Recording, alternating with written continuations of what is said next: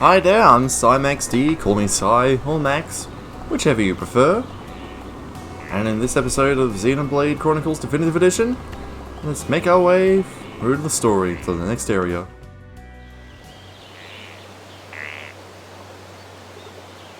おい、このリフト動かないぞ。本当だ。大昔に壊れてしまったのかな。仕方ない。回り道するしかなさそうだね。回り道ってまさかこの壁を登るの？みたいだな。うへ、マジかよ。何のためにあるんだよ、こいつは。文句言わない。さあ行こう。登れそうな壁を探さなきゃ。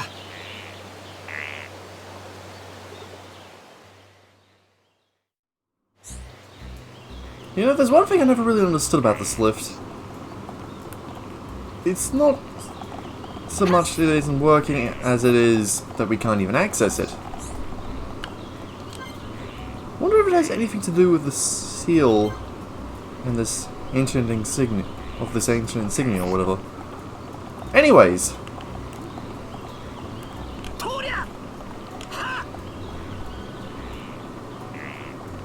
These statues are an interesting, I guess, platforming segment? If I recall... Nope, that was a dead end. Figured I'd just mess around with the clock and such, since we shouldn't be running into any high-level enemies here. That will aggro us on sight.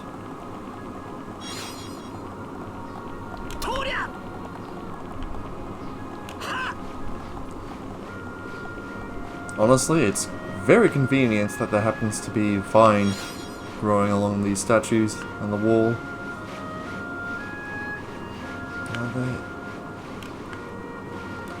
Yeah, be very careful. Easy to misstep and fall.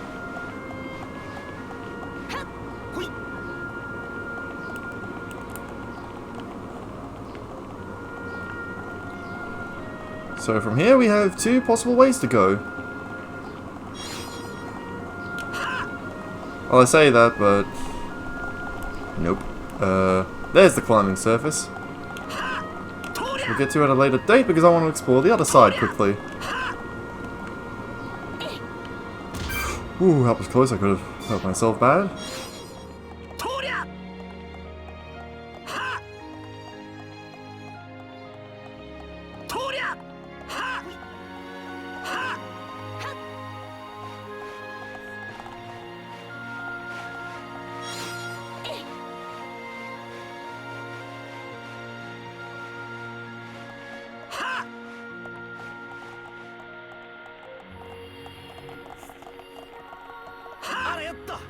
Oh, gravity well. Ow.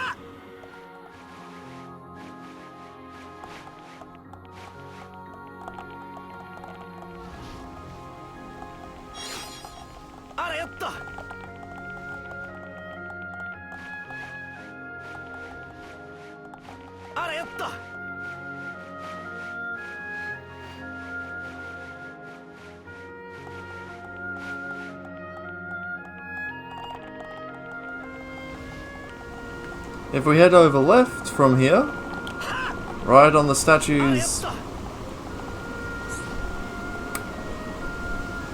Not the It's not the clavicle, I always keep forgetting about this part of the... Sternum? That's something the future post-production me can figure out in the editing with anatomy terms. I swear, this was not intentional. Also, behind the statue is an easy to miss call to action point!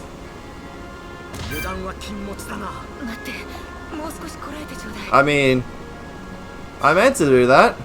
Grab these four here. Totally not an accident.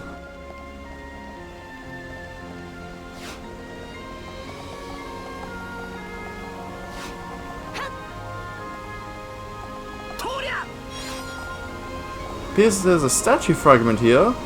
Sure that'll come in handy. Sorry, ma'am. Or sir. I'm not getting up, am I?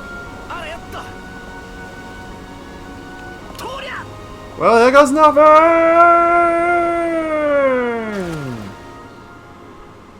You know... I mean, I knew from lore, we'll find out later in the game, that these two statues are female, but... And I'm pretty sure that Monolith Soft mainly just focused on upping the texture resolution for the environment models, but... You know, I'm misremembering, or they've actually... Well, these statues have a lot more detail, you know, than when I last saw them. Such as actually looking humanoid, more humanoid shaped. Pretty cool though how it divides the waterfall.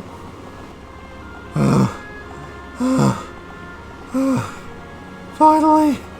Made it! Back! Oh, thank goodness I don't actually have stamina. Grab the... Your shard. Eh. Oh, don't tell me I'm stuck. No! No!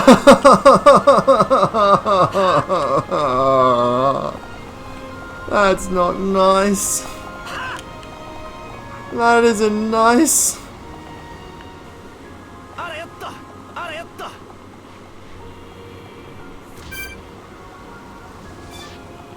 I swear this isn't meant to be a difficult climbing puzzle.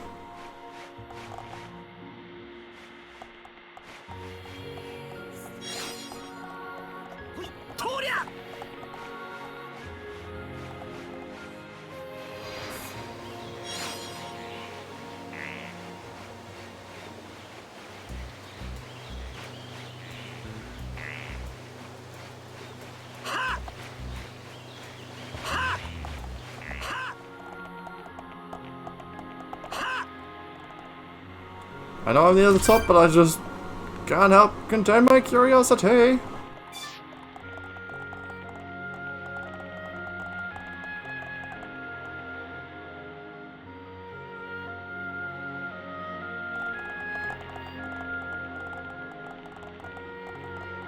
Why are they making me choose?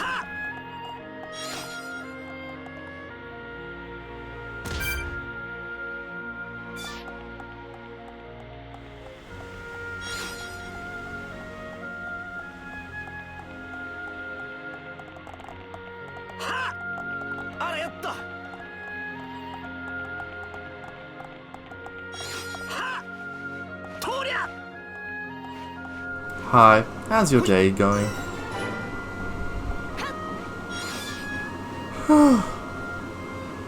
And with the statue summit, we've been to every area, including the one secret area within the Satorl Marsh. But we're not done yet. Over here in the Collectopedia, you'll notice that I'm missing one particular flower. This flower, called the Forget-You-Not, is one of those collectibles that are infamously difficult to acquire. The best place to find them is along the statues and the basin cave, apparently at night for some reason. But even then the chances are only 10%. What makes... And you may be wondering, why not just trade it with an NPC? The only person on the affinity chart who carries such a flower for trading happens to be only available for a limited time, and only if you perform a certain sequence of events for a quest. So if you'll excuse me, I'm going to basically be going up and down all around the statue and hoping that one of these collectible orbs will get the flower that I seek. That way I can show you guys what your rewards for completing the Marsh's Collectopedia are. Oh, that's right, the collectibles in the basin cave only appear during the night.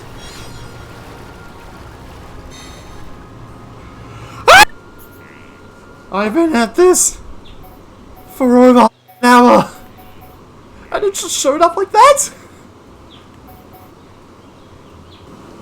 Anyways, going over the collectopedia for the Satorl Marsh, we've got the humming cabbage. Eating it makes you want to spontaneously start singing. I don't know why I do that, I have trouble projecting poison. Anyways, the poisonous gourd. Eating it raw saps energy fast. Cook it to make a bitter condiment. A cute parsnip is pleasing to the eye and very sweet. Some float planted for decoration. And why would you put food out for decoration? People just... Anyways, the blue turnip. It's not the most appetizing colour, but one bite and you're hooked. Nopal gear is basically merchant money. The sunflower rogue. One that I kept remembering as the sunflower rouge. Sunflower rouge. It only blooms in the wild and withers the moment it's plucked. The merry coronation sways joyfully even when there's no wind. It's perfect for ornamentation. Don't know why I changed it. The Aoife rose has white petals that are lovely to look at, but its stench keeps creatures away. Away, not at bay. Then there's the orb daisy. This black petaled flower is widely known for its medicinal properties.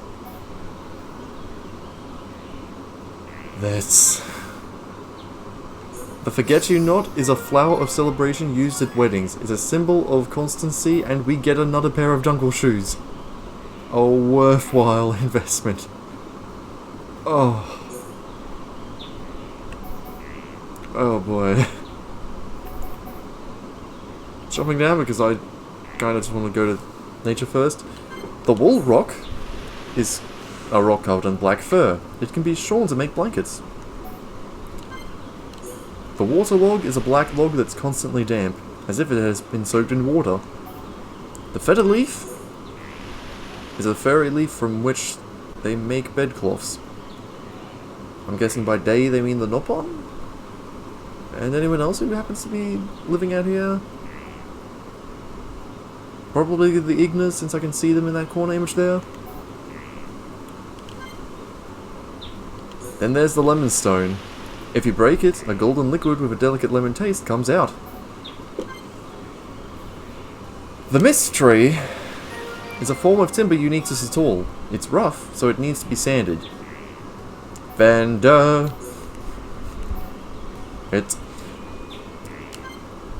to the animals, the Chimera rabbit. It has a mousy face, and it's also very furry and eminently huggable. For a moment I thought it was some other kind of chimeric creation.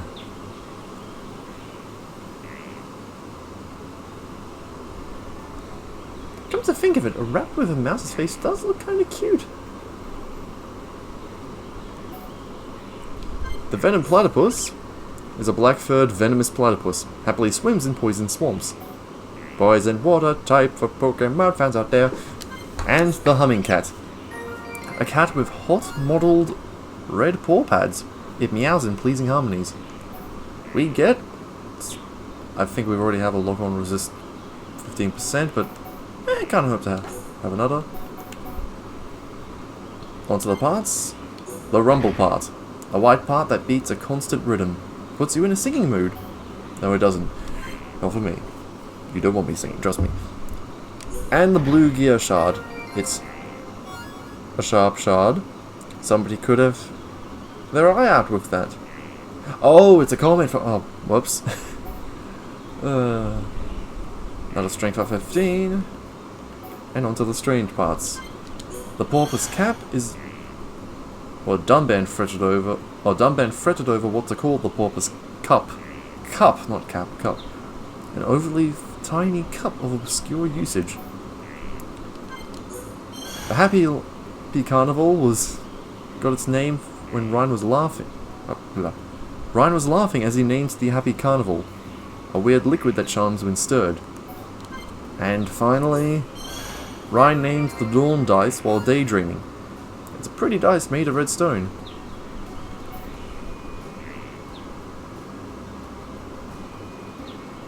Oh, you know we're gonna have a lot of fun with this one, Dunban. And now we have the Panther top. Now all we need to do is find Dedeba and we'll have the complete Panther set. Now, much like with double attack, back attack and such, the haste gem is a gem that can only be put on weapons. In this case... yeah, initial attention can go on armor as well, so... and let's give this guy a haste for his hastes to make him haste even more.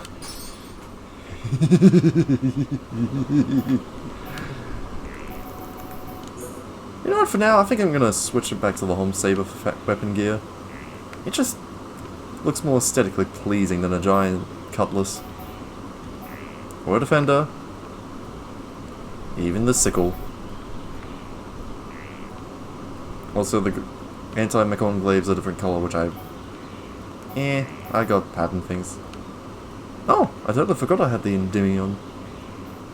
As for our outer party members, well, not many changes made to Ryan and Charlotte just yet. As for Shulk, I went around organising a few things.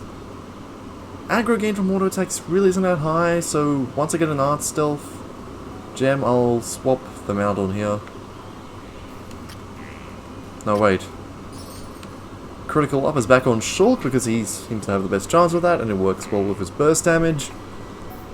I shudder to think of how enemies are going to react to this back slash. And for now, I might as well give Shulk the jungle ooze as well, and that other quick step gem. Totally forgot to upgrade Charlotte's Cure Bullet to level 4, and that was definitely my bad.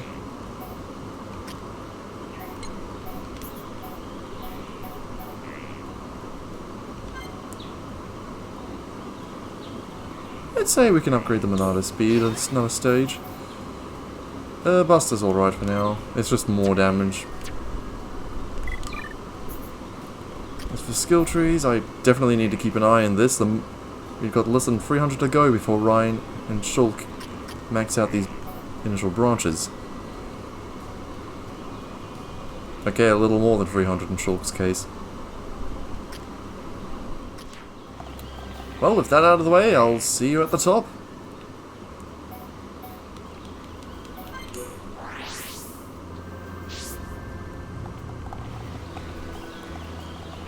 We have another seal with nothing to do, and thank goodness there's a very low hanging barrier that keeps us from falling off the edge here. Well, that edge. These ones. But enough about that. Let's press on! ライン。そろそろ行くかシルク。うん。でもその前に。どうした？モナドのことなんですけど、しばらくの間僕に貸してもらえませんか？なぜ俺に聞く？この剣はもともとダンバンさんが使っていたものです。でも今の僕にはこの剣が必要なんです。だからよせよシルク。俺なんかよりお前の方がはるかにうまくモナドを使えるじゃないか。それに今の俺にはこの刀だ。返されても困っちまうよ。あの主戦度にたんと踏んだくられたんだ。元を取るまでは使い倒さなきゃな。ダンバンさん、お前はここまで戦い抜いてこられた。それこそお前がモナドに選ばれた証じゃないか。俺はそう思うぜ。自分に自信を持てシルク。自分に自信を。ただ食われるだけの餌では終わらない。それが俺たちホムスの強さだ。その強さ思い知らせてやろうじゃないか、奴らに。はい。さあ行こう。お前がビジョンで見たという監獄島を目指して。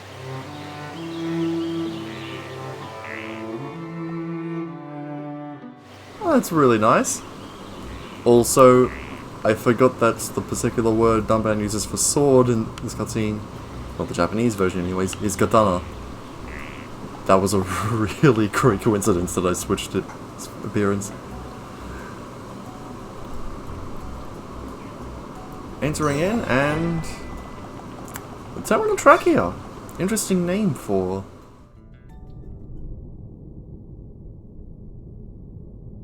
ここはなんだか薄気味悪い場所だな。例えるなら巨神の体内といったところか。どうしたシルク？いえ、なんだか巨神が本当に死んでいるとは思えなくて。おいおい、冗談だろ。生きて動き出したら大変なことになるじゃねえか。なあ、早く行こうぜ。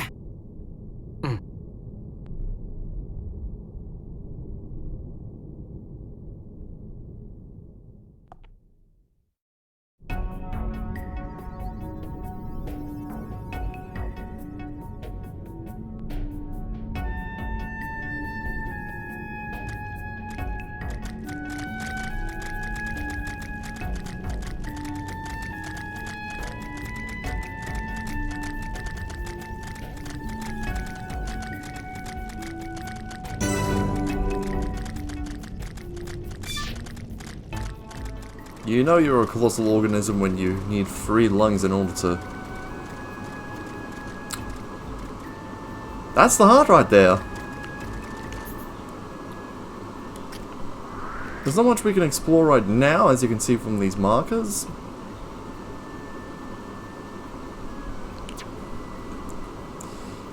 So, here we are in the Bionis interior. As a note of warning, I strongly recommend you do not look at the area map for the interior. It has... well, just don't look at it, okay?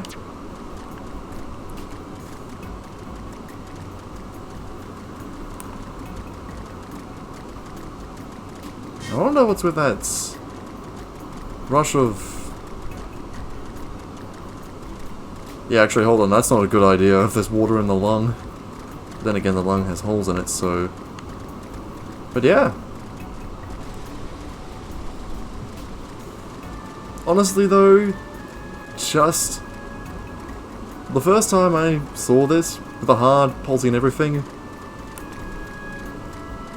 I mean, having an entire universe set on the dormant bodies of 2 colossal titans is already amazing. But to know that it's not truly dead but in a dormant state is... I mean, it makes a lot of sense, really, when you think about it, with how the human body works, the whole generating of heat. While the exterior might show symptoms of what you'd expect from rigor mortis, having the internal body temperature remaining warm means that a lot of life can flourish. Otherwise, it would be just a frozen, rotting husk. Anyway, let's speak to the Noppon traveler here. I never expected to see anyone else in this place. You want to go up to the top? Wait where the water whooshes up. It'll shoot you really high. I don't know what's going with the accent. But yep, you see the lower pulsing, the notably more detailed blood cells going up, and...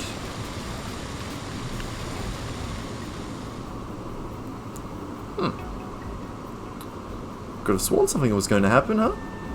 If you get to this before the geyser shoots up, then when it finally erupts forward...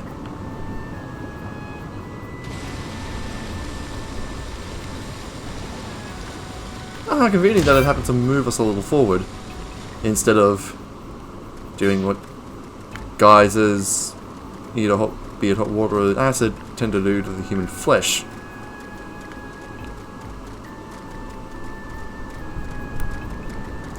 Trust me, you don't ever want to touch a geyser. That stuff will disintegrate you in seconds.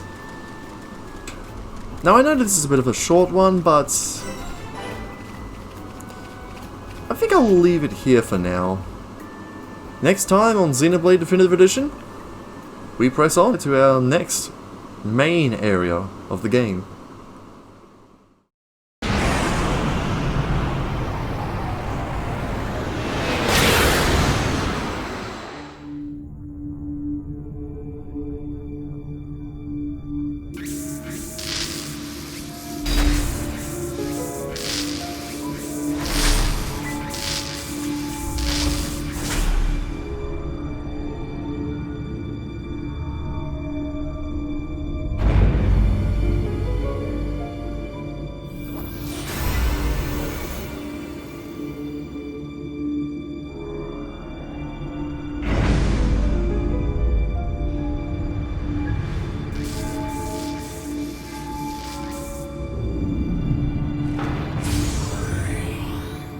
フェイスネメシス。躯体はこれで完成した。あとは魂の転送さえ成功すれば、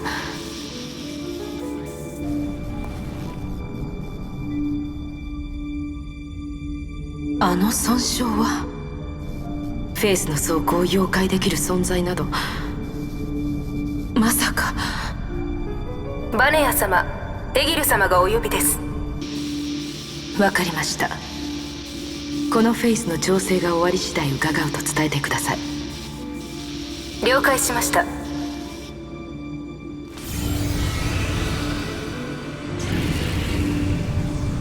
れで私のすべきことは全て終わりました。あなたなら鬼神界、いえ、この世界全体に新しい時代をもたらしてくれるはず。メイナス様。